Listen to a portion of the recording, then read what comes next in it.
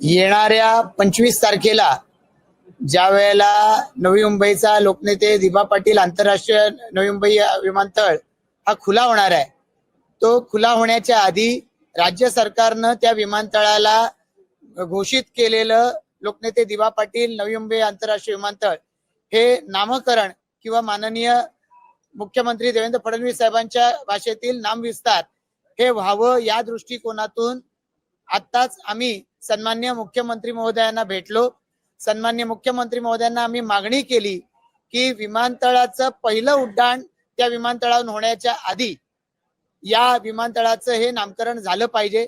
प्रकल्पग्रस्तांमध्ये अस्वस्थता आहे, भूमिपुत्रांची मागणी आहे आणि ठिकठिकाणी वेगवेगळ्या पद्धतीच्या आंदोलनांची घोषणा होते आहे। अशा वेळेला या विमानतळाला लोकनेते दिबा पाटील साहेबांचं नाव ते पहिलं उड्डाण व्हायच्या आधी लागलं पाहिजे, ही सगळ्या प्रकल्पग्रस्तांची भूमिपुत्रांची तळमळ आहे। आणि म्हणूनच आज या ठिकाणी सन्माननीय गणेश नाईक साहेब यांच्या नेतृत्वाखाली आम्ही त्यांना या ठिकाणी भेटलो। या ठिकाणी लोकनेते दिबा पाटील साहेब यांचे चिरंजीव अतुल पाटीलजी उपस्थित आहेत, या ठिकाणी माजी खासदार संजीव नाईकजी उपस्थित आहेत, आमदार कथोरे साहेब, आमदार महेश बालदीजी या ठिकाणी उपस्थित आहेत। आम्ही सदस्य मंडळी या सगळ्या आंदोलनांमध्ये ज्यांनी भाग घेतलाय सारी मंडळी उपस्थित आहोत।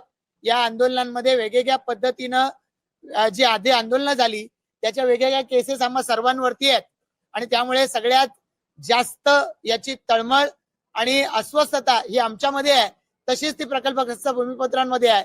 मुख्यमंत्री महोदयांना आम्ही विनंती केली की विमानतळाचं पहिलं उड्डाण व्हायच्या आधी झालं पाहिजे।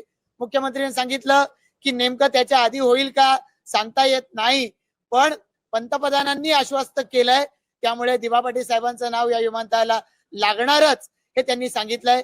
या संदर्भात आम्ही त्यांना विनंती केली की त्यांनी या संदर्भामध्ये प्रेस स्टेटमेंट द्यावं, पण या संदर्भामध्ये मी यथायोग्य प्रेस स्टेटमेंट देईन असं त्यांनी आम्हाला सांगितलेलं आहे। त्यामुळे लवकरच माननीय मुख्यमंत्री महोदय या संदर्भामधलं स्टेटमेंट देतील आणि या संदर्भामध्ये प्रकल्पग्रस्त भूमिपुत्र यांच्यामध्ये जी संदिग्धता आहे ती मिटेल अशी आम्हाला अपेक्षा आहे।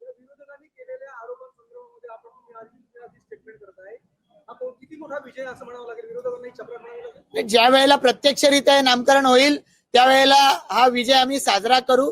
खरं तर प्रकल्पग्रस्त भूमिपुत्र ज्यांनी आंदोलनात भाग घेतला त्यांना या संदर्भामध्ये जाब विचारण्याचा अधिकार आहे, पण ज्यांनी दिबा पाटील साहेबांचं नावही घेतलं नव्हतं, कावीळ होती त्यावेळेला साहेबांच्या नावाची आणि उलट सन्मान्य हिंदू हृदय सम्राट बाळासाहेब ठाकरे यांचं नाव दिलं जावं याच्या पुढे ते शब्दही काढत नव्हते, त्यांना तर आम्हाला कुठलाही प्रश्न विचारण्याचा अधिकारच नाही।